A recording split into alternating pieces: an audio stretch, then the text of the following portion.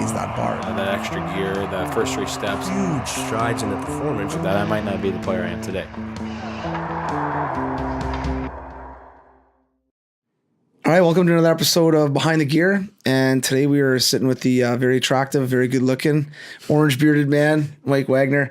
Mike is the head strength coach with the Hershey Bears. And I've been, obviously, met you a couple years ago now and been working together for a while. And every time I come to town, I love chatting with you just about what's going on, what the guys are doing behind the scenes in the training aspect. I mean, I come from an era, because I'm a little bit older than you. But, back in the day, it was a lot of bench and biceps and upper body. And we'd come in with jacked upper bodies and we'd have 2 strings for legs, right? And things have changed a lot over the years. And it's really cool to kind of see what's going on and kind of all the new technology and things that you guys are using, and I think it's really cool for even these young kids these days to be exposed to some of that stuff and see what are they doing at the pro level and what can be done at the minor hockey level kind of as kids are starting out and kind of getting into it. Right. Yeah. And we'll dive into a bunch of that stuff. But before we do that, first of all, thanks a lot for being here. And if you met somebody on the street, where's home for Wags? So thanks again for having me, Blazer. Appreciate it. So I'm actually from Hershey, Pennsylvania, ironically. So Chocolate Town. Yep, kind of a homeboy here. Grew up around here, played high school sports, and it's nice my parents are here and my parents are close. And, for Christmas and Thanksgiving, I get to spend time with them. My wife lives here, so it's a great opportunity. But I also know in the field of coaching, I'm not going to be here forever, but I'll enjoy it while I can to have them in the back door and be able to come to the games whenever they can. No, it's awesome. Now, for anyone who hasn't been here, and I've talked to a lot of people about this, but Hershey is legitimately built on chocolate. Like legit, the founder of basically Hershey Chocolate has built this city years and years and years ago. But growing up here, do you look at Hershey that way? Or do you look at it just like another city? This is my hometown, this is where I grew up. Or do you does it have that chocolate or that Hershey? You know what I mean? Like despite the name, but yeah. Is it just Chocolate Town for you as well? I always used to tell people that, it used to smell like chocolate. It doesn't smell so much like chocolate now. Yeah. But I used to remember my mom used to use the cocoa beans as like plant stuff for like in her flower pots and everything. They used to recycle all the all the cocoa bean seeds and everything. So,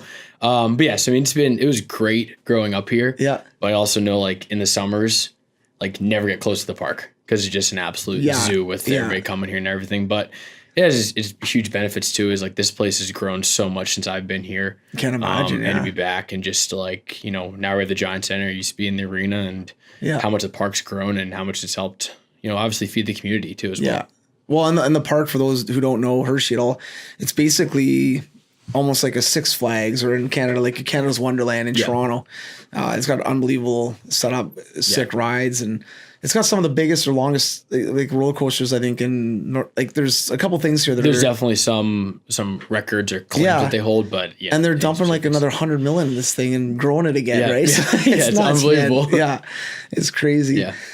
So for you growing up, obviously athletic, and what were some of the key sports that you played growing up? I know football is your kind of passion, and you went to school for that, or went to school playing that. But what were some of the other stuff that you did? So I played a little bit of everything. I think in high school I kind of focused more towards football, basketball, and baseball. I think the big question I get here is, "Hey, Wags, have you ever played hockey?" And I actually never have played hockey. I used to play like roller hockey with my buddies in the neighborhood type of thing, but actually lace up the skates and play on a sheet of ice, never did before. Yeah. So I think it's kind of the question I get a lot of times is from my background is, have you ever played hockey? Yeah. But it's been a great thing learning the sport and understanding, the demands it takes to be on the ice and the physical demands that takes. And it's been a passion for me to learn it so I can skate. And I think it's important to be able to be out there as a strength coach. Yeah, with guys on the ice. I think it's important. I've seen you out there with the blades on. You can rip around a little bit. You're all right. You're not bad. Okay, yeah, you're doing good. But I think we've got we're fortunate in London. We have a training center right at the rink that we work with, obviously, and our head strength coach there, same thing, skates a little bit, like plays with the boys once in a while, but never played really high competitive or anything. And I think sometimes it's not a bad idea to have some of this away from the game a little bit, because realistically, one thing we talk about a lot with Mitch back home is, we're trying to build better athletes, not better hockey players. So sometimes as hockey players, we're so focused, even in the gym, on doing stuff so specific to hockey that probably don't need that, right? It's not maybe as effective as what it could be if it was just, let's build a better athlete, a more flexible, more functional athlete, then let them do the skill stuff on the ice to get better at the skills, right? But let's get the body ready for those skills type thing. And I think that's important. You've done this for I mean, I know you've been in the strength training field for a while, but hockey specifically for a couple years now. And what are some of the biggest maybe shocks when you first entered that hockey world, as far as, coming from football background, especially college football? I mean, weight training was a part of high school for you guys, right? Yeah. Where a lot of the hockey guys, let's be honest, some of them didn't start training until maybe later in high school. And some I'm assuming you see here that maybe haven't lifted hardly at all. So was there any kind of shocks to you when you first got into this role the first couple of months or couple of years? I mean, like didn't expect this. I think, when you're around football, you're so used to seeing like the 275 pound, 300 pound guy, where you just don't have those same size bodies. Where I think in football, everybody's so physically developed because from such a young age, you're focused on, you have to be big. Yeah. You have to be strong because just to survive in the sport. Where I think a lot of guys, like you said, there are amazing athletes in hockey. And I think, what I get to do is just kind of, I like to use the analogy that I have a bunch of like Mercedes and I just get to put rims on them here. Right. Because they're already gifted athletes, but I just need to kind of fine tune that engine. Yeah. But yes, I mean, I think it's the biggest difference coming from football is, you just have these bigger guys that have just been so much ingrained in the culture of lifting and weight training and everything that goes involved with it, from nutrition, where now it's, teaching guys like, hey, if you're trying to get bigger in the off season, these are some things you need to focus on. Right. Yeah. And I know, I was talking to Oli a couple of days ago, but the way everything's shifted now is that big bodied hockey player is really no longer. It's more of a lean, like you said, a Mercedes, like a lean, very effective strength, mobility, all those little things. Where back in the day it was big, bulky, probably a lot slower, right? Yeah. But now it's about speed and strength and agility and all that kind of stuff. And I think, going to your point, like finding that mix of that power and that strength and that size is key. And I think getting with a good strength coach, even at a young age, I think is important. Maybe not focusing on the weights and stuff as much at a young age, but just understanding how the body moves and how to address different pieces of your body, injuries, whatever that is, right? I think is very, very important. Yeah, absolutely. Paramount. When you get some of these new guys that maybe haven't done a lot, because let's be honest, sometimes you get a European, a Canadian, or American, doesn't matter where they are from, but sometimes they're not super experienced in the gym. What are some of the first things that you would do with those athletes? So when they come in, they're pretty blank sheet. They're pretty green to the whole thing. What are some things that you would kind of focus on just in the beginning to kind of help them get started? Yeah. So kind of big picture first is we're lucky here that we have, every guy gets tested very thoroughly in training camp. So we get an idea from physically, hey, here's their body composition. Here's their vertical jump. Here's their flexibility measures. So it allows us to figure out as like, hey, this is the athlete from, kind of a blueprint schematic. And then from there is what do we want to do with that athlete? Yeah. So, every guy has different needs, whether or not it's, we've had some players that are, 155 pounds and they have to be 175, 180 pounds. Right. And that's where kind of my job comes into, let's start to hone the athlete, and kind of build that athlete, whether or not it's from a nutrition thing or from a training standpoint. A lot of times is with these guys just come from, a lack of experience. It's just teaching them. I think the big thing is just moving well. Yeah. If you're an athlete, to be injury resilient, you have to be able to move well. If you're going to be explosive, guys who are really athletic and really mobile. And, we always talk about like, Sidney Crosby's hips and how, how mobile he is, because he can skate through areas and still create power in those areas and those open angles. Yeah. So like, I think just areas like that where, you got to be able to move well first. If that's any sort of athlete, the weight's going to come. If you're going to start to squat, learn squat body weight. Do it right first, because you can't add, if you're going to add strength to dysfunction, it just can get worse. Yeah, which I think that's a big thing. And one thing I use on the ice a lot with players is what comes first, speed or technique. Mm-hmm. And technique going to body movement, same idea, right? I think that's so important. And then, because you're going to hit a max speed if your technique's bad. And if your technique gets better, that speed will get better, or that power will get better, right? So I think for a lot of these young kids, just for parents even looking for a strength coach or getting them in a gym program, worry about them moving properly, not sweating, not Yep. lifting weights, not, worry about them being athletic and learning how to run properly and jump properly and little things like that, I think and it happens at the pro level, right? Yep. You see these guys, some of them that can't even jump, like they can jump, Yeah. but they're not jumping properly or Well, I effectively, think right? kind of building off of that is I think it's important, for the younger players out there and for parents listening, is to be focused on the fact that you can proverbially slow bake your kid. Allow them to do just the little things first. If you're working with a trainer and day 2, he's in here doing all these advanced things you see the pro guys doing, might not be the right place to be at or the right person to be with. Yeah. So allow them to have the time to develop. If you're a 12 or 13-year-old, you don't have to be doing all these advanced stuff you see on Instagram and YouTube that all the pro guys are doing, because they've been through 10, 12 years of training. Yeah. To be able to do that stuff. And it's, here with the pro level is you almost have to fastly go through all these development stuff, because, I don't have the luxury with an entry-level guy to take 3 years to teach him to do stuff. He has to be able to start to develop physically and meet the mold that, scouts and GMs and everybody want them to fit.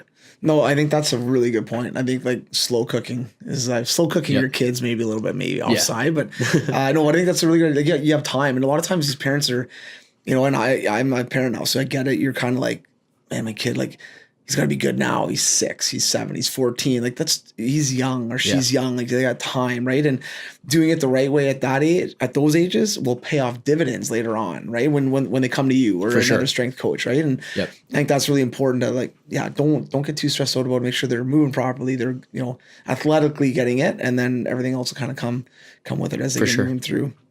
During the season, it's hard because you're in a tough situation with demands of the season, let alone them training, right? And a lot of times it's, talk to minor hockey parents or players and they're like, no, we don't train during the season. We just wait for the off season, which I've no issues with. A lot of times with our athletes and the people that we deal with day to day, I'd like to see them, continuously, let's say their season's here, kind of not plateauing, but let's say pretty stagnant or a little bit of growth, and then off season, more growth, and then maintaining and growth and maintaining. So kind of climbing up that ladder, those steps. And if players aren't working out during the season, you see a lot of that peaks and valleys, right? So the off season is great, and then off season is great, and then they kind of dip. So it's harder to get up that mountain. But with what you guys do here, I mean, it's incredible how much these guys work out. But give us on average, you guys play 2 to 3, sometimes 4 games a week, on a lighter schedule, let's say 2-3 games a week, which is pretty normal. Yeah. How many times a week would the guys be doing something, not heavy weights, but give us an idea of like a Monday through Sunday, let's say of a week, just kind of a quick snapshot of what these pro athletes are doing at this level. For sure. So I think we have roughly 3 games in a week. Like it said, but I think we have the big thing is a 3-3, which is a Friday, Saturday, Sunday consecutive day. So we always have off usually a Monday. So in that case, we'll lift a Tuesday, Wednesday, Thursday, and then maybe even a Sunday night post game, depending on how our following week's looking. In regards to traveling, and if we'd have a midweek game just to be able to get an extra workout in. And sorry to interrupt you here, but how pissed are the guys when you have a post-game workout on Sunday? They were not happy with me after we won 3 in a row. So for sure. Not happy. For sure. But yeah, and then, if we have a midweek game, it's usually, I always try to get 3 lifts in every week. And obviously those lifts are not, heavy weights or anything stressful, but it's, mobility or recovery focused is, kind of get a pulse of the team. If their legs and their legs aren't feeling good and they're complaining they don't have a lot of jump, in the first period, hey, maybe let's taper back the guys in their lower body stuff, just give them some time to recover. Too as well. And I know you say lifts, and for people out there that aren't familiar, like lifts, right away you think like squats or bench, and the stuff that they do here. And I mean, a lot of the places is very different. If you walked into the gym here, watch the workouts the guys are doing, a lot of people will be like, what exercise? I've never seen that exercise before. And a lot of the exercises, obviously they all have practicality. They're all well thought out. There's reasons why you guys are doing them. But when people think of heavy or lifting, they think of heavy lifting. It's a lot of times it's light. It's a 10, 15, 20 minute workout, very quick, easy. And then guys are in, guys are out, right? Yeah. So we have about a half hour a day for each workout group. So we do 2 different groups. And that includes really like your warm up. Yeah, that includes, I have a half hour between, whether or not they're off to skills with you or off to skills sessions with a coach. I think the one thing that we do is, everybody asks the question, what do you do the day before a game? you can't possibly put a weight in their back or anything. But a lot of times what we do is, I kind of coined a term called a neural charge.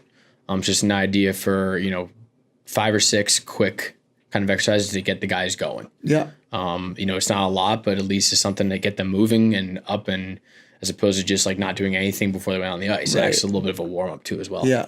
No, yeah, it's great. And a couple of things just quickly on kind of the technology piece. I know the last year, maybe 2 years now, the Hershey Bears have gotten more into the technology side, even in practice. So using that, obviously the gym component and the amount of exertion that they're expending in the gym, but then also what they're doing on the ice. And you've been tracking quite heavily their on ice practices and games on certain players, just to kind of get a feel for how much they're outputting, how much energy they're exerting, where they're at by that Sunday 3-3. Yep. And, how can we tailor the week a little bit better in order to get more out of those guys in those second and third games in the week, right? Yeah. And if you can explain just a little bit about, without going into too much detail because I don't understand any of it, but if you can go into a little bit of detail on like kind of what you're tracking and what you're looking at and what's, kind of going on behind the scenes. So the tracking, the monitoring system has been huge this year for us. So it's our first year with it.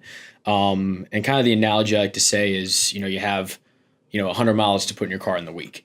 It's how do you want to budget them? You have 3 games, and the games can be, X amount of training load.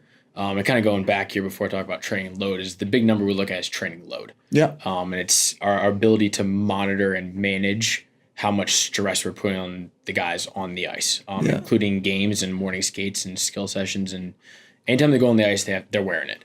So what it allows us to do is to make sure that we're not putting too many miles in the car in the week, because if we tend to do it consecutively for multiple weeks, parts break down in your car if you put too many miles on them too quick. So it's making sure that we're managing our players on the ice to allow them to be as fresh as possible. Like you said, going into the Saturday, Sunday of a 3-3, or going into, the Saturday, Sunday night of the end of the week, is to make sure that they haven't played 4 games Monday and Tuesday and then had a game in practices, but it's making sure that they have a nice buildup of, they're not overworked and over fatigued leading into the times we need them, because we ultimately need them, 72 games out of the year. Yeah.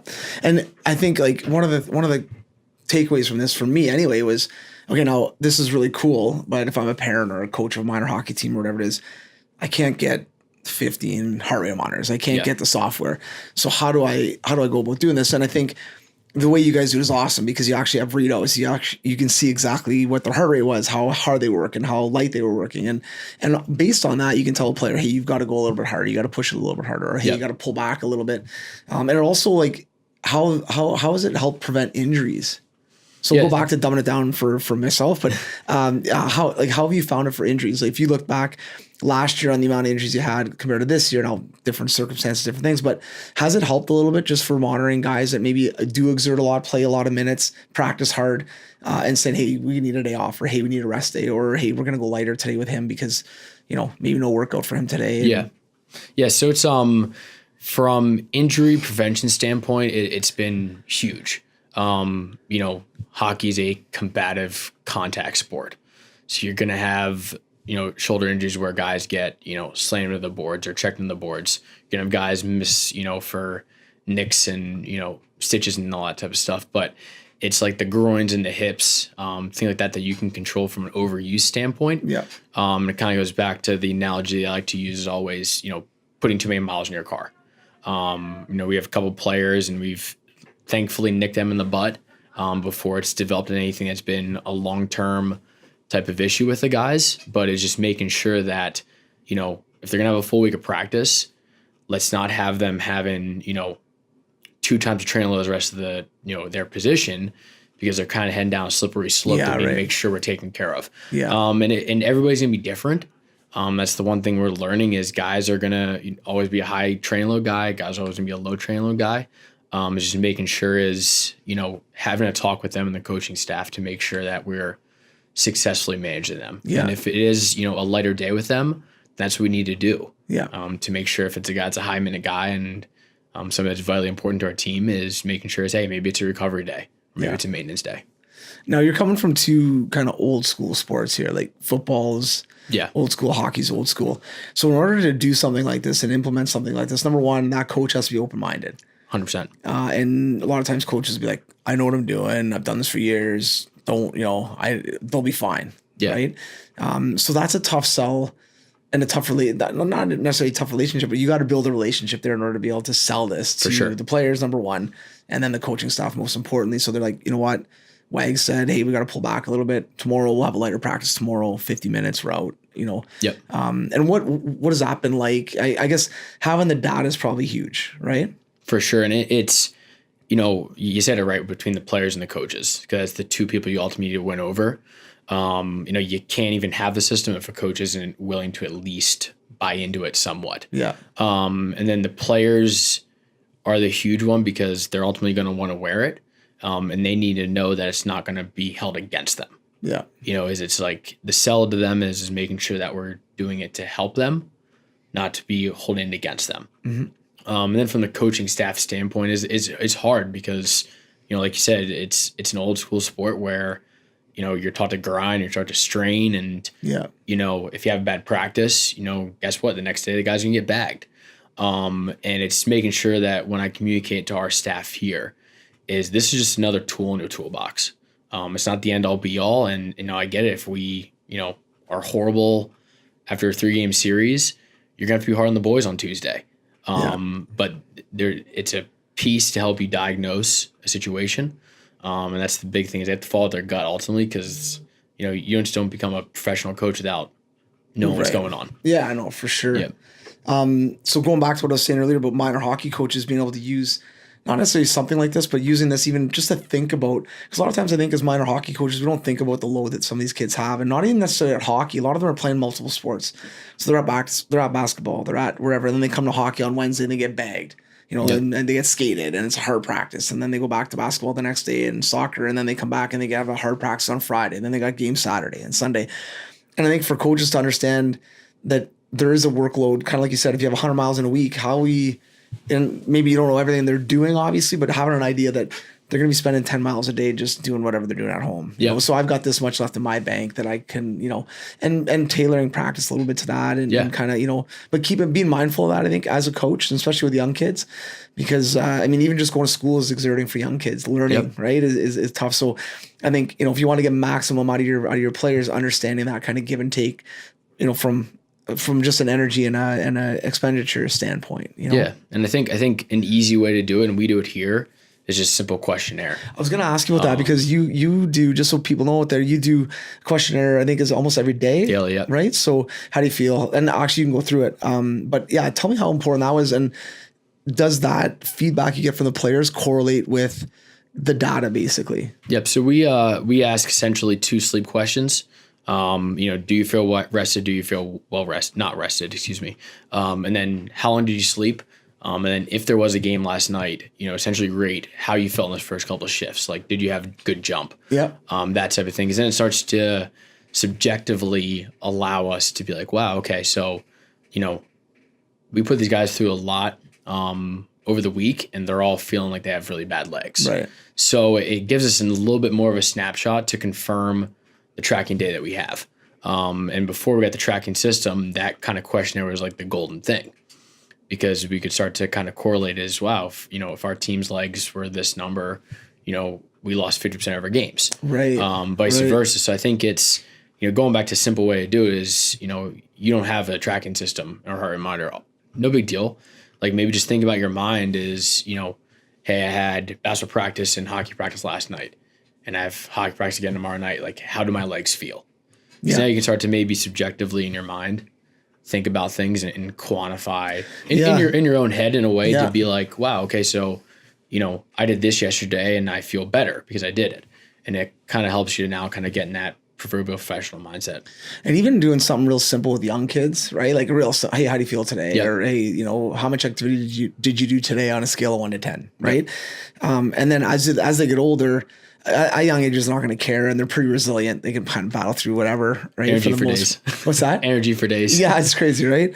And then as they get a little bit older, this is data that's really, I think, really important for them. But even as a coach, if you don't mind taking 5, 10, 20 minutes out of your day to kind of put it in a spreadsheet or whatever, you'll start to see trends, right, on certain players and on the group as a whole. Like you said, on wins, losses, performance, and which obviously ultimately at the end of the day, right now Hershey's on a crazy nice run. Yep. But we're talking to you a little bit behind the scenes, and there's not one reason why. They're playing great, they're working together, it's all good. But one of the things that has really come into play a little bit on it is just the rest to work ratio, basically, right? And kind of monitoring that a little bit and being mindful of that, right? Yep. And I think even from, a development standpoint, a lot of what we do here with young guys and, first, second year pros is kind of starting to have a click in their mind is, okay, so like yesterday you answered that questionnaire, and your legs felt horrible. But then, what was your quality of sleep? Because now it starts to, they answer the questionnaire, then in their mind, it starts to click is, wow, so like if I got 9 hours of sleep last night, my legs feel better. So now it starts to, instead of, myself or one of the coaches kind of just like always in the ear about rest and recovery, it starts to now click for them and they ultimately get bought into it. And that's the big thing is teaching these guys, because ultimately in 2-3 years, we want them up playing in Washington. And those guys are used to that type of, that thought process and understanding. And it's those kind of things as you get older, right? Those kind of questions that I think as a parent or an older person or someone maybe that played a bit of pro or whatever, that's a no-brainer, right? But and not that these guys are dumb, but they're dumb sometimes, right? It's just like, right? Honestly, sleep does help you feel better, right? And you don't think about it a lot of times, but getting that and teaching kids at a young age. I know with us, with my wife and I, even with our little guy and girl, they're young, but we're like, when you sleep, you grow. When you sleep, your brain gets better, your muscles get better, like everything, so trying to already teach them that, you got to sleep. Like that's how you're going to grow. That's how things happen, right? And as we get older, we kind of forget about that. We go through 4-hour nights of sleep and just busy and whatever happens. But how much better do you feel when you do get sleep? So for these athletes, it's a massive piece of their day and recovery, right? Massive piece. Yeah. if you were to talk to pros, doesn't matter, but let's say young parent and young kid, let's say 13, 14, 15. What would be three or four, doesn't matter how many, but key components that you would tell them as far as just, I want to be a better athlete. So let's say it's hockey for us right now, but it could be football, basketball, whatever. But what are some of the key components that you would do in their plan? Not specific to weight training or like that, but just like, got to make sure you deal with this, and this in order to just get that foundation going. Yeah. Well, I think the three easiest performance enhancers, and it doesn't matter if you're, minor hockey player or you're, a 13-year-old basketball player. But it's just is sleep, nutrition, hydration.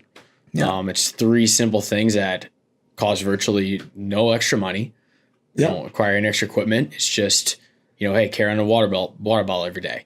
Don't stay up all late playing video games all night. Go to bed. It's just being mindful of what you're putting in your body. It's just three simple things that even guys here can't do. Right. But if you can do those three things right, whatever lifting program you're on, you're going to see results. You're going to recover. You're just going to be a better athlete if you do those three simple things. And it's, I preach to our guys here, it's the same thing trickles all the way down to anybody. If you can do those three things well, you're going to be a better athlete. You're going to be a better hockey player, you name it. Yeah. And it's not about being perfect at that either, right? You're going to have nights where you're busy or you're up all night or whatever it is, right? But overall, if you can consistently get in that pattern of sleeping your, 8 to 10 hours, however that works out for you, depending on your age, right? But eating properly and healthy and good foods and things like that. And then the hydration one to me is always crazy because it's so easy, for the most part. Some days you're stuck, you're busy and you don't get a chance to drink as much as you want to drink, but realistically, right? It's pretty easy. And when you talk about hydration, because a lot of parents send my kid to school with a Gatorade. And don't send your kid to school with a Gatorade. Right? Now the Gatorade's useful for certain things, but what would be your, I think I know the answer to this. What would be your easiest way to just stay hydrated? Just drink water and carry on a water bottle. It was kind of nice here because our GM got all of us for a Christmas present a sick 24-ounce Yeti. Actually, it's right there. It's unreal. It's sick. So our guys carry on all the time now. And depending on kind of how big they are, they have to drink 5 or 6 of them a day. Really? So if you're in school, I get we had this issue when I went to high school was we couldn't carry water bottles around. But it's just hey, if you're on the way to your next class or on your next period, like just make sure you stop at every water fountain on the way. Yeah. Just be mindful of it. And, when you're at lunch, you want to get the iced tea and the lemonade and whatever. Just drink water. Yeah. Especially if you're an athlete. Yeah. And you'll go to practice, you'll have Gatorade and all that kind of stuff to help you replenish electrolytes and what you lose. Because when you talk about diet and athletes or old guys, young guys, whatever, it doesn't matter. But I mean, the thing with Gatorade, lemonade, iced tea, it's the sugar, right? And the sugar is one of the worst things for you overall. I'm not saying you can't have sugar once in a while and things, but really being, watching how much sugar is in stuff. And when you look at a Gatorade, it's crazy. You don't think about it. I think it's a sport drink. I saw it on TV, Sidney Crosby's drinking it. Like everyone, no problem. But at the end of the day, when is Gatorade a good idea? When is Gatorade a bad idea? So having Gatorade day to day, all day, not a good idea. But when is Gatorade effective? Like when should an athlete kind of start supplementing that in there a little bit? So anytime around a high intense exercise. So if you're gonna go to, you say for instance you have a hockey game at night, maybe on the way to the rink, have a Gatorade then, just because you're gonna go through some high intense exercise, you're gonna sweat a lot, you're gonna lose a lot of fluids, just to kind of preemptively have your body stocked with the things you're gonna lose in sweat. Yeah. And then obviously throughout the event, you want to keep it too. But the other thing is there's so much sugar in it. It's kind of, you want to half water it down. Right. So if you buy the 12-ounce Gatorade, drink half and water down the second half of it. Right. So it's only good, when you're around those times of high intense exercise. Yeah. Like if you're just gonna go out and go on a casual walk, don't drink a Gatorade. Right. So it's kind of when you're starting to sweat. I was gonna say when you can lick yourself and taste salt, then start having Gatorade. Having Gatorade for sure. Yeah. So you do a salt test on that. Yeah. And then as far as nutrition, just really quickly, and I know I'm not going into I know that you deal a lot with this, but are there some simple advice that you would give to a young athlete saying, hey, when you're eating, just focus on eating this? I'm not saying one item, just stay away from fried foods and keep your plate looking somewhat you do a really good job here of, tweaking the diets a little bit. And I mean, some of the stuff, really looking out for the guys that aren't going to look out for themselves, right? So what's something that a little piece of advice you may give to somebody just saying, hey, when you're talking about your diet, try these foods or try, think of these colors or whatever that is. Yeah. Well, I think the first thing is eat breakfast. Yeah. It's something that from, middle school, high school is you don't want to wake up 15 minutes early. But there's really simple ways to have really good breakfast. Especially if you're trying to gain weight and you're trying to get stronger and you're lifting a lot. You need to make sure you don't miss that meal. Right. So that's kind of the first thing is, always have breakfast. And then from kind of your plate standpoint is, your hand is the greatest portion sizer. Is fists of proteins and handfuls of carbohydrates. But you want your plate to be colorful. Mm-hmm. You want to make sure you have a protein, carbohydrate, a vegetable on your plate every time. Yeah. Especially with guys being, if you're any sort of training or weight training at all, or even just practice, is you need to make sure you have your protein and your carbs to make sure that you're rebuilding the muscle you're breaking down. Right. Yeah. And kind of, I know everybody thinks this carb term does not count French fries. Right. Have a baked potato, have mashed potatoes. That's unfortunate. I think just make wise decisions. It's going to be, it's hard because I remember playing, travel basketball and you name it. And you're racing to the rink for the next game. Yeah. And you're well, I haven't eaten 8 hours. So you just stop at wherever and you grab something. And it's not the greatest choice. And there's going to be times that you do that, but it's just making sure when you can, you're just being mindful of those nutritional choices. Yeah, no, for sure. Now, the rumor has it that one of your best favorite pre-games when you were playing football was might have been pizza. Yeah. Is that right? Yeah. That would be appropriate. I knew somebody would dig that up. I think that was on your card, actually. Yeah, it was on my high school. But I mean, when you think back when you're a high school, college athlete, I remember the way I was. I mean, you could do anything. You do anything. Yeah. You were working out so hard and trained so much that you could put, and we weren't, you didn't know as much as you know now. Yeah, same with me. And so you fill your body with whatever, you burn it off. It wasn't a big deal. And, now you realize the value of. And I never had a strength coach growing up. Right. Even through when I played college football, I didn't have a strength coach. Yeah. So I never had anybody tell me I was wrong. Right. Or why shouldn't I do it? Yeah. Because, and didn't upset my stomach, and it Yeah. tasted good, and didn't know any better. Yeah. Didn't know it was hurting my performance because I always did it. Yeah, no, totally. And Yeah. I think that's the one thing now that's changed a lot is like a lot of these young kids have skills coaches. They've got strength coaches for them or gym Yep. that they go to, right? They're around people that can help them with these answers a little bit.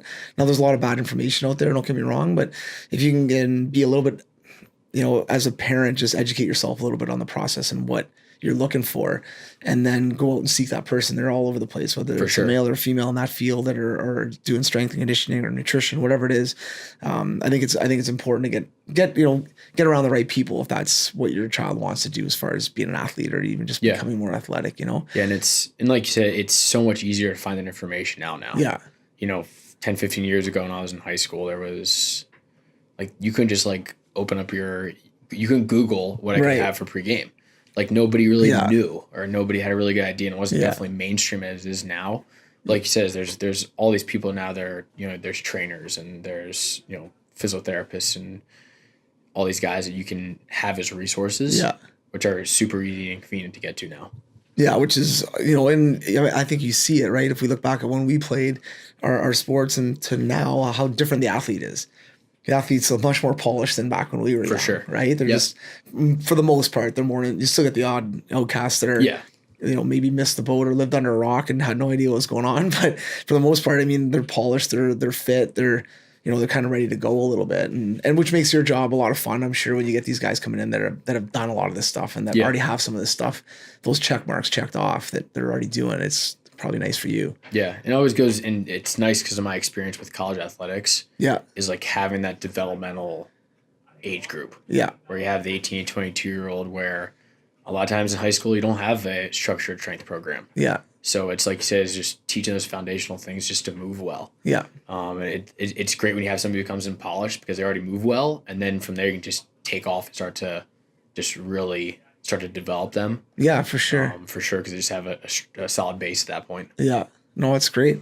Listen, buddy, I want to thank you a lot for popping by. This is great. And I don't know if you have anything that you kind of want to wrap up with, or is there any kind of thing that we missed on that you wanted to touch on at all? No, I'm all good. Appreciate the time, Blazer. Great, man. Yeah, thanks, buddy. And we'll have to catch up on this again for sure. Awesome. It's great. Thanks. Looking forward to it. All right.